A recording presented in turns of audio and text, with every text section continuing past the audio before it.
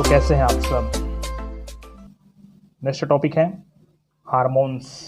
ये हार्मोन्स है क्या है ना। तो हार्मोन्स एक तो जंतु हार्मोन्स होता है, एक तो पादप हार्मोन्स होता है। तो हम लोग दोनों हार्मोन्स के बारे में पढ़ेंगे। और ये हार्मोन्स से अधिकतर ना अंतःस्रावी ग्रंथि से निकलता है। जो जंतु हार्मोन्स है वो कौन से ग्रंथि से? अंतःस्रावी ग्रंथि। तो मैं बहुत सारे अंतःस्रावी ग्रंथि का नाम भी बताऊंगा, हार्मोन्स का भी नाम बताऊंगा। तो अभी हम लोग चलते हैं हार्मोन्स क्या है। Let's start hormones. तो सबसे पहले आपको बताना है कि हार्मोन्स है क्या। तो हार्मोन्स शब्द की उत्पत्ति ना हार्मो से हुई है। किससे होते हैं? हार्मो। इसको हारमाओ भी कहते हैं, है ना। हारमाओ, हारमाओ भी कह सकते हैं आप लोग। हार हारमाओ, हारमो को हारमाओ, हारमाओ भी कह सकते हैं। तो हार्मोन शब्द की उत्पत्ति हार्मो से हुई है, जिसका शाब्दिक अर्थ होता है उत्तेजित करने वाला, है ना। तो इतना पहले लिखना है आपको। हार्मोन शब्द की उत्पत्ति हार्माओं से हुई है, जिसका अर्थ होता है उत्तेजित करने वाला, है ना। और हार्मोन शब्द का सबसे पहले उपयोग बेयलिस, है ना, किस वैज्ञानिक ने किया था? बेयलिस नामक वैज्ञानिक ने किया था। और एक वैज्ञानिक जिसका नाम है स्टर्लिन, स्टर्लिन स्टर्लिंग ने किया था। दोनों वैज्ञानिक किया था। तो हार्मोन्स का परिभाषा देखते हैं हम लोग। ये जंतु हार्मोन्स हैं, ये ओनली हार्मोन्स आए तब की बात है ना। तो हार्मोन्स अंतःस्रावी ग्रंथियों द्वारा स्त्रावित, किसके द्वारा स्त्रावित? हार्मोन्स अंतःस्रावी ग्रंथियों द्वारा स्त्रावित, है ना। तो हार्मोन्स अंतः ग्रंथि द्वारा अल्प मात्रा में स्त्रावित, मतलब बहुत ही कम मात्रा में। ये हार्मोन्स ऐसा चीज़ है जो कि बहुत ही कम मात्रा में इफेक्टिव होता है, इफेक्ट दिखाता है अपना। तो हार्मोन्स अंतःस्रावी ग्रंथियों द्वारा अल्प मात्रा में, बहुत कम मात्रा में स्त्रावित होने वाला विशिष्ट कार्बनिक यौगिक है। यौगिक बोल दिया मतलब कहा जाए कि वो निश्चित इकाई से बना हुआ है, तत्व की निश्चित इकाई से बना हुआ है, ठीक है। तो हार्मोन्स अंतःस्रावी ग्रंथियों द्वारा स्त्रावित, अल्प मात्रा में स्त्रावित होने वाला विशिष्ट कार्बनिक यौगिक है, जो रक्त के साथ, मान लो जाए ये ग्रंथि है, इस ग्रंथि से कोई हार्मोन्स स्त्रावित होती है और ये पूरा शरीर में बह रहा है रक्त, तो रक्त शरीर के विभिन्न अंगों में जाएगा ना, सभी अंगों में जाएगा। तो रक्त जहाँ जहाँ जाएगा मतलब सभी अंग में फैला जाएगा ये हार्मोन्स। तो यही बताया जा रहा है कि हार्मोन्स अंतःस्रावी ग्रंथियों द्वारा अल्प मात्रा में स्त्रावित होने वाला विशिष्ट कार्बनिक यौगिक है, जो रक्त के साथ, किसके साथ? रक्त के साथ। ये ग्रंथि यहाँ से निकला हार्मोन्स और ये हो गया रक्त, रक्त के साथ, रक्त के साथ उनके परिसंचरण के फलस्वरूप, किनके? रक्त के परिसंचरण के फलस्वरूप शरीर के विभिन्न भागों में पहुंचकर विशिष्ट अंगों एवं ऊतकों के कार्यों का नियंत्रण एवं उनके बीच समन्वय स्थापित करता है। मतलब ये जो ग्रंथि है, इस ग्रंथि से ना ऐसे निकलता है हार्मोन्स, है ना। और हार्मोन निकलता है किसके साथ मिल जाता है? रक्त के साथ मिल जाती है। और रक्त के साथ शरीर के पूरे अंगों में ये क्या करती है? पहुंचती है ना। और पूरे अंग में पहुंच जाती है और उसका क्या करती है? नियंत्रण करती है और समन्वय का कार्य करती है, ठीक है। तो पादप हार्मोन्स के बहुत सारे उदाहरण हैं, है ना। तो मैं उदाहरण को लास्ट में बताऊंगा कि अभी एक हार्मोन्स का नाम बताया था मैं आपको, थायरॉक्सिन, थायरॉक्सिन, है ना। ओके, एक हार्मोन्स का नाम। और हम लोग अभी लास्ट में पढ़ेंगे कि कितने प्रकार के ग्रंथि होंगे और उस ग्रंथि में कौन कौन से हार्मोन्स स्त्रावित होंगे, है ना। उसी को मैं लाइन से बताऊंगा। तो अभी आप यहीं तक ही सीमित रहिए, है ना। आगे आता है हार्मोन्स के गुण। हार्मोन्स के क्या क्या गुण हैं? तो पहला गुण देखिए, चलिए हार्मोन्स के क्या गुण हैं। तो पहला गुण ये है कि हार्मोन्स कोई पदार्थ नहीं होते हैं। हार्मोन्स क्या नहीं होते हैं? कोई पदार्थ नहीं होते हैं। ये मैं पूरे डिटेल को लिखा नहीं हूँ यहाँ पर, मैं अच्छे से बोल रहा हूँ, उसको ध्यान सुनना कि हार्मोन्स कोई पदार्थ नहीं होता, ये अल्प मात्रा में बनते हैं। यहाँ पर अल्प लिखा मतलब क्या है? अल्प मात्रा में बनते हैं, है ना, तथा उसकी मात्रा में क्रियाशील होते हैं, उसी मात्रा में क्रियाशील होते हैं।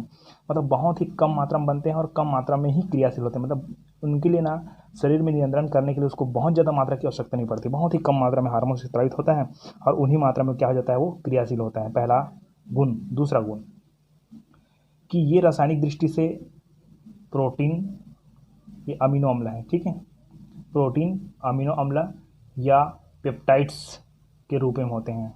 नॉर्मल किसी स्त्रावित करने वाले कोई ग्रंथि है तो वहाँ से जो हार्मोन्स स्त्रावित होता है, तो जो हार्मोन्स है वो द्रव के रूप में रहता है, द्रव के रूप में रहता है। तो किसके रूप में रहता है? वो रहता है प्रोटीन के रूप में, या तो अमीनो अम्ल के रूप में रहता है, या तो पेप्टाइड्स के रूप में। पेप्टाइड का पूरा बंद होता है। दूसरा गुण ये लिखना कि ये रासायनिक दृष्टि से प्रोटीन या अमीनो अम्ल या पेप्टाइड्स के रूप में होते हैं। तीसरा, ये जल तथा रुधिर के प्लाज्मा में विलय होते हैं। रुधिर में जो प्लाज्मा होती है ना, ठीक है, उसमें क्या होता है? विलय होता है। चौथा, कि इसका जो आणविक भार होता है वो बहुत ही कम होता है। क्या होता है? बहुत ही क्या होता है? कम होता है। 4 गुण हो गया। एक आध गुण और लिखना। ये क्या करता है? ये किसी भी विशिष्ट जैव रासायनिक क्रिया को प्रभावित नहीं करते हैं, है ना, केवल लक्ष्य अंग को ही प्रभावित करने का कार्य करते हैं। अब इसका अर्थ क्या होता है कि मान लीजिए ये ग्रंथि से निकला और अपने को जाना है किसी अंग में, तो ये हार्मोन इस ग्रंथि से निकल कर जाते जाते जाते बीच में कोई कार्य नहीं करेगा, उसी के लिए कार्य करेगा जिस अंग के लिए उसका क्या हुआ है? निर्माण हुआ है। ठीक है, ये हो गया हार्मोन्स के गुण। आगे का पॉइंट आता है पादप हार्मोन्स। देखिए, हार्मोन्स कि 2 तरह के बताया हमने, एक तो मैंने जंतु हार्मोन्स बताया, दूसरा है पादप हार्मोन्स। चलिए, तो ये जो पॉइंट है वो है पादप हार्मोन्स। तो पौधे प्रायः जल, प्रकाश, ऊष्मा, स्पर्श, स्पर्श मतलब छूना, रासायनिक पदार्थ आदि उद्दीपकों से, जो बाहर से आता है उसको बोलते हैं उद्दीपक। क्या बोलते हैं? उद्दीपक। तो पौधे प्रायः जल, प्रकाश, ऊष्मा, स्पर्श, रासायनिक पदार्थ आदि उद्दीपकों से प्राप्त सूचनाओं की प्रतिक्रिया व्यक्त करते हैं। अब देखिए, मान लीजिए ये पौधा है, तो पौधा छुई मुई का पौधा देखे हम लोग, छुई मुई का पौधा देखे होंगे। तो मान लीजिए इस पौधे का हम लोग स्पर्श करेंगे। क्या करेंगे? स्पर्श। तो ये सिकुड़ जाता है छुई मुई का पौधा। क्यों? क्योंकि ना हम लोग जब छूते हैं या स्पर्श करते हैं, है ना, तो इसके अंदर जो हार्मोन्स हैं वो प्रतिक्रिया करता है। जैसे कि हमको छुए हैं, वो हो गया क्रिया। क्या हो गया? क्रिया। और उसका जो जवाब दे रहा है ना, जवाब दे रहा है, जवाब दे रहा है, वो जवाब क्या है? प्रतिक्रिया। क्या है? प्रतिक्रिया। तो पौधे प्रायः जल, प्रकाश, ऊष्मा, स्पर्श, रासायनिक पदार्थ आदि उद्दीपकों से प्राप्त सूचनाओं की प्रतिक्रिया व्यक्त करता है ना। ये सूचनाएं पौधे में उपस्थित विशिष्ट या विशेष रसायनों के रूप में स्थानांतरित होते हैं, जिन्हें पादप हार्मोन्स कहते हैं। मतलब कहा जाए कि ये जो पौधा है, इस पौधे में कोई स्पर्श करता है, तो स्पर्श करता है तो इस पौधे को एक सूचना मिलती है कि कोई क्या कर रहा है? स्पर्श कर रहा है। तो वो सूचना किसके रूप में मिलेगा? वो मिलेगा हार्मोन्स के रूप में, और हार्मोन्स के रूप में मिलेगा जिसके फलस्वरूप इसमें प्रतिक्रिया होगी। तो यही बोला जा रहा है कि पौधे प्रायः जल, प्रकाश, ऊष्मा, स्पर्श, रासायनिक पदार्थ आदि उद्दीपकों से प्राप्त सूचनाओं की प्रतिक्रिया व्यक्त करते हैं। ये सूचनाएं पौधे में उपस्थित विशेष रसायनों के रूप में स्थानांतरित होती है, जिसे पादप हार्मोन्स कहते हैं, है ना। पादप हार्मोन्स के उदाहरण देखते हैं हम लोग, क्या क्या पादप हार्मोन्स हैं, है ना। तो ज़्यादा नहीं, कुछ 2-4 हार्मोन्स है, उसको देख लेते हैं हम लोग, है ना। तो पहला पादप हार्मोन है ऑक्सिन। ऑक्सिन, इसका मैं डिटेल पूरा बता रहा हूँ आप लोग। तो आप तो जानते हैं कि बीच बीच में कुछ करना पड़ता है मुझे, है ना। तो सुनिए और फ्रेश हो जाइए। एक शायरी सुनाता हूँ कि मैं तूफान की तरह हूँ, एक न एक दिन आगे निकल ही जाऊंगा। मौसम की तरह हूँ, मौसम की तरह मैं भी बदल ही जाऊंगा। बस अभी सफ़र जारी है, बस अभी सफ़र जारी है, एक न एक दिन मैं भी संभल जाऊंगा। तो शुरू करें आगे। आगे का जो टॉपिक है वो है हार्मोन्स के उदाहरण, है ना। तो हार्मोन्स के उदाहरण में हम लोग चलते हैं ऑक्सिन में, है ना। तो ऑक्सिन हार्मोन्स है कि क्या कार्य करता है, सबका कार्य बताऊंगा मैं। तो पहला, ऑक्सिन ऐसे कार्बनिक पदार्थ है जो कि अल्प सांद्रता में उपयोग करने पर पौधे के ऊर्ध्वाधर, क्षैतिज नहीं बोल रहे हैं, ऊर्ध्वाधर, तो पौधे के ऊर्ध्वाधर अक्ष में वृद्धि को प्रेरित करता है। ये जो ऑक्सिन है, ऊर्ध्वाधर मतलब ऊपर की ओर, है ना, क्षैतिज मतलब नीचे की ओर, ठीक है। ऊर्ध्वाधर तो आप क्या लिखोगे, ऑक्सीजन का कार्य ये पौधे में ऊर्ध्वाधर अक्ष में वृद्धि को प्रेरित करता है, या पूरा लिखोगे तो क्या लिखोगे, ऑक्सीजन ऐसे कार्बनिक पदार्थ होते हैं जो कि अल्प सांद्रता में उपयोग करने पर पौधे के ऊर्ध्वाधर अक्ष में वृद्धि को क्या करता है, प्रेरित करता है। ठीक है, ये ऑक्सीजन हो गया। दूसरा नंबर का हार्मोन आता है, उसका नाम है जिब्रेलिन। क्या नाम है, जिब्रेलिन। ये जिब्रेलिन क्या करता है, इसको पढ़ेंगे कि यह एक ऐसे पादप हार्मोन्स है जो प्ररोह है। प्ररोह मतलब उसका जो तना होता है ना उधर की ओर, उसको प्ररोह बोलते हैं ना, मूलाग्र नीचे की ओर बोलते हैं, तो प्ररोह है ना।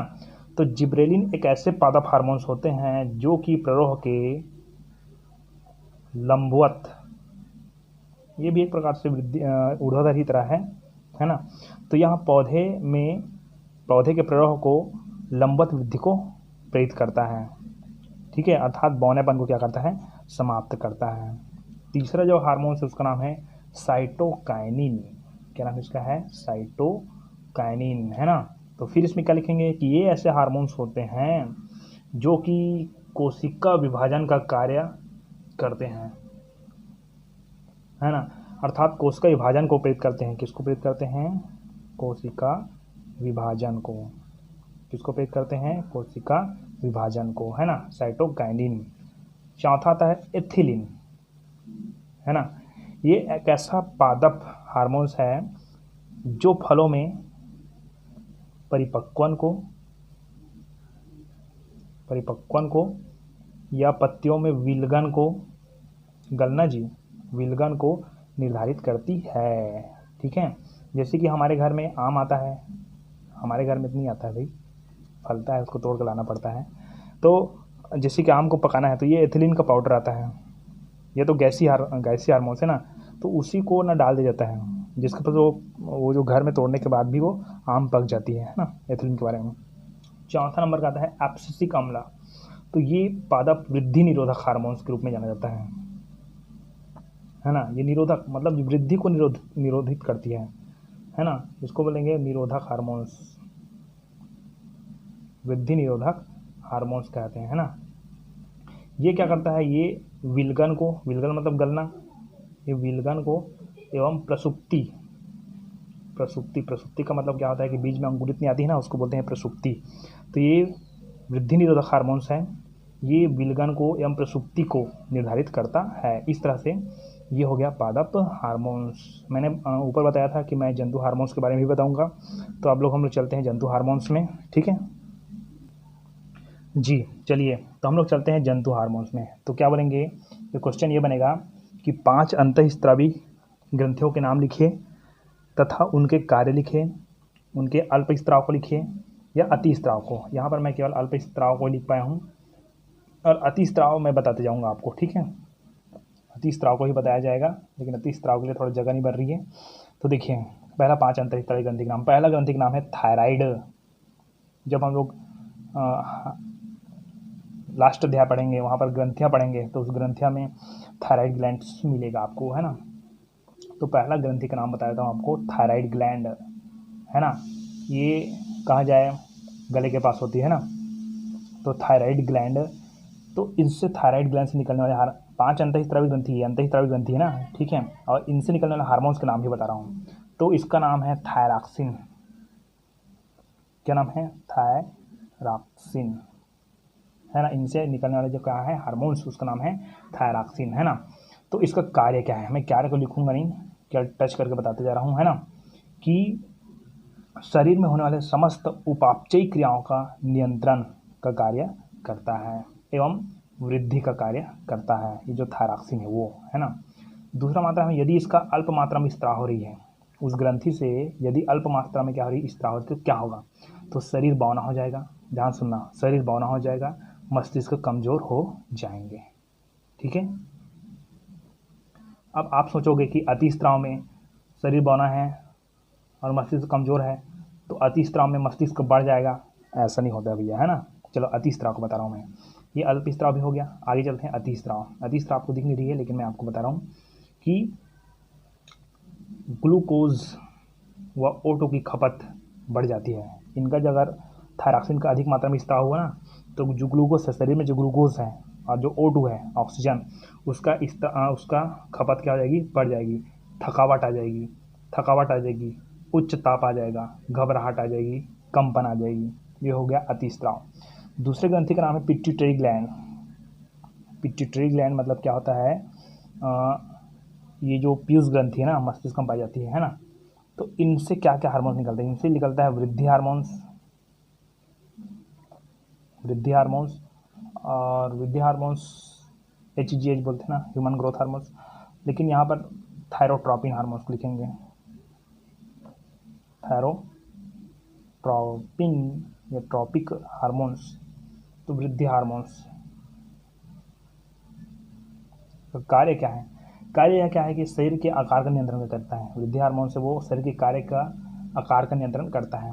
और ये थायरोट्रॉपिक हार्मोन है ना, ये जो थायराइड ग्लैंड है ना, इसी के कार्यों का नियंत्रण का कार्य करता है। अल्पस्राव से क्या हो जाता है कि इसमें बचपन में वृद्धि का रुकना, दोनों को एक साथ बता रहा हूँ ना, इन दोनों एक ही है, मतलब ये थायराइड के ग्लैंड को क्रिया को प्रेरित करता है ना, इस प्रकार से ये भी वृद्धि हार्मोन से एक प्रकार से। तो ये क्या करता है, बचपन में वृद्धि उसका रुकना, इसके अल्पस्राव से। अधिक स्राव से क्या होगा, उल्टा हो जाएगा कि इस बचपन में अनुपातिक भीम का शरीर हो जाती है, मतलब शरीर बहुत बड़ा हो जाता है ना। आगे आता है आपका तीसरा नंबर का अंतःस्रावी ग्रंथि, जिसका नाम है पैंक्रियास, है ना। और अगर मान जाए पिट्यूटरी ग्लैंड का और बताना है तो बहुत सारे हार्मोन्स हैं, तो इसके लिए थोड़ा टाइम लगेगा, है ना। चलो बता ही देता हूँ, है ना। और हार्मोन्स का नाम, तीसरा हार्मोन्स का नाम है एडिनोकार्टिकोट्रॉपिक हार्मोन्स।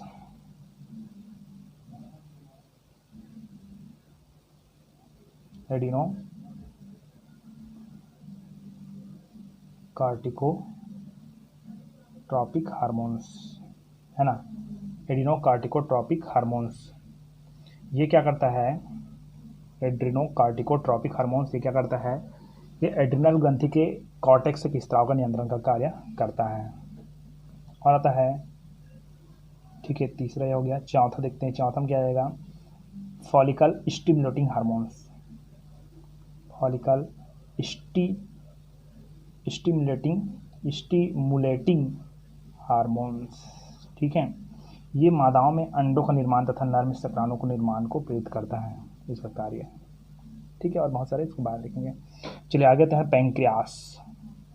ये पैंक्रियास होता है अग्नाशय यहाँ पर, है ना। तो अग्नाशय से क्या निकलती है, मेन चीज़ आप तो जानते ही हैं, इंसुलिन। इसके निकलने वाले इस नाम का है इंसुलिन, क्या नाम है, इंसुलिन। इसका कार्य क्या है, इसका कार्य है ग्लूकोज का उपापचय, है ना। यदि अल्प मात्रा में स्त्रावित हो जाए तो क्या हो जाएगा कि यहाँ पर अल्प मात्रा वाला है ना, यहाँ पर अधिक मात्रा का बताऊंगा, ठीक है। ये कौन सा वाला है, ये है कार्य, ग्लूकोज का उपापचय का कार्य करता है। इसका जो अल्प मात्रा है, अल्प मात्रा में रक्त में शरीर की मात्रा अधिकता अर्थात मधुमेह रोग हो जाती है। और इसमें देखेंगे अधिक मात्रा में, तो अधिक मात्रा में स्त्रावित होने पर शरीर में शर्करा की कमी कर देता है। आगे आता है जनन ग्रंथि। जनन ग्रंथि में आता है अंडाशय। कौन होता है, अंडाशय। अंडाशय से निकलता है एस्ट्रोजन, है ना। तो एस्ट्रोजन क्या करता है, इसका कार्य यह है कि द्वितीयक लैंगिक लक्षण निर्धारित करता है ना। और इसका अल्प मात्रा में स्राव से मादा में जनन क्षमता की विकास दर धीमी हो जाती है। अधिक मात्रा में कम उम्र में लड़कियों में द्वितीयक लैंगिक लक्षण उत्पन्न हो जाती है। वृषण यहाँ से निकलता है, एंड्रोजन निकलता है, लेकिन हम लोग टेस्टोस्टेरोन को लिखेंगे, टेस्टोस्टेरोन। बहुत सारे निकलते हैं, अलग अलग नाम है, टेस्टोस्टेरोन है, एस्ट्रोजन, ये एस्ट्रोजन है ना, और एंड्रोजन नाम का आता है, सा हट जाता है उसमें, एंड्रो आ जाता है, एंड्रोजन आ जाता है विषण में। तो अभी टेस्टोस्टेरोन को जाने, तो ये नर में द्वितीयक लैंगिक लक्षण निर्धारित करता है। कार्य इसका अल्पस्राव, ये लैंगिक अंगों का कम लक्षण दिखाई देते हैं, मतलब जो नर है उसमें लैंगिक लक्षण कम दिखाई देते हैं। अधिक स्राव से क्या होता है, अल्प आयु में ही लैंगिक लक्षण दिखाई देने लगते हैं। लास्ट आता है एड्रिनल ग्लैंड। यहाँ से निकलने वाले हार्मोन्स का नाम है कार्टिस्टेरॉन,